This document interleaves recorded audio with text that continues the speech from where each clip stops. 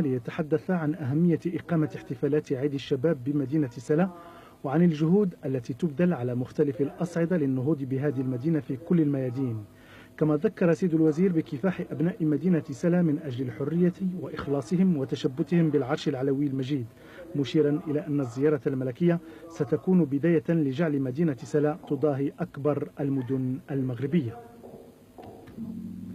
هذه المدينة اللي هي مجاهدة مكافحة، وهذه المدينة أبنائها اللي حقيقة كافحوا على الوطن وكافحوا باش يسترجعوا العرش العلوي المجيد.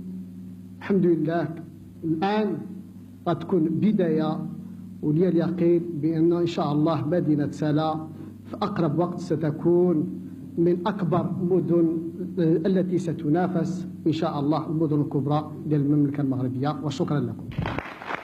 وفي ختام هذا الاجتماع تناول الكلمة من جديد السيد إدريس البصري وزير الداخلية والإعلام، فأعلن عن تكوين لجنة تضم الكتاب العامين لعدة وزارات ورؤساء المصالح بالعمالة للسهر على الترتيبات الضرورية لتحضير الاحتفال بهذه المناسبة السعيدة.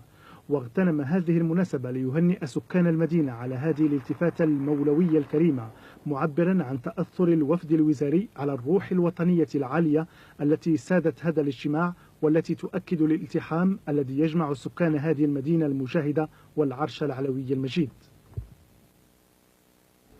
انتهت هذه الجريدة، شكرا على اهتمامكم، إلى اللقاء.